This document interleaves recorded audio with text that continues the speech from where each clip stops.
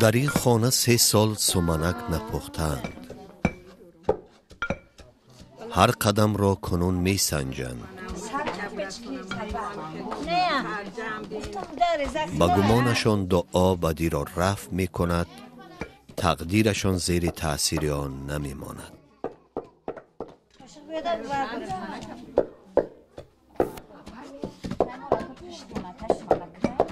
روزیگل می پندارد که 3 سال مقدم احکام پختن این غذای نوروزی را رعایت نکرد و پسری 15 سالش را از دست داد. همه خیلی ریشه سرخ شید، همه خیلی سرخ شید. فهمیدیم که ما همه سال غم میبینیم، نه که در حقیقت غم دیدیم. نیاگانش میگفتند نباید هنگام تهیه سمنک ماتم زده باشد، چون که به پندارشان فال بد داشت. آن روز عزادار مهمانش بود. وقتی که بودم عزادار همه سمنکمون ریشه همه سرخ میشود و همه سمنک هم رنگ دیلو میخورد است. وقتی خش باشه، خرسان باشه، همه سمنکمون سبز میشود. وقتی زیق باشه همه سمنکمون ریشه همه سرخ میشود. وقتی اگر همه را خوردی و همه را چشیدی بفهم که غم همه چشی. تاجیک های قدیم می گفتند در نوروز چشم هرچی بیند سال همان گونه می شود. روزیگل باور دارد این تجربه را از سر گذرانده است.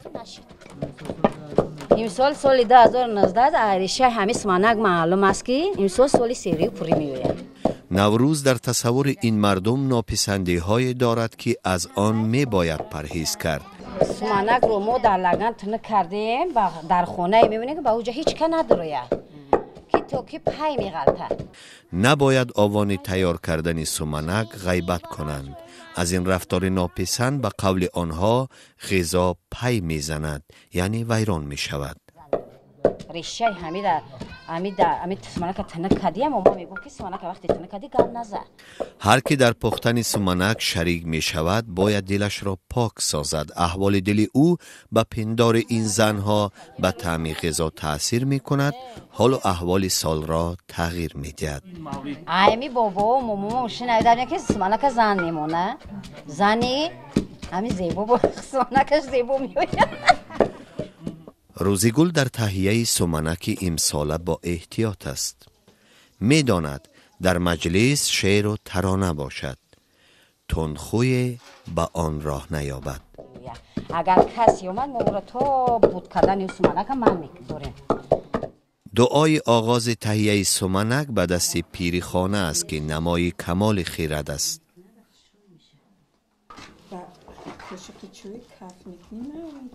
روزیگل میگوید سخن نیاگان شکست و به فاجعه مبتلا شد.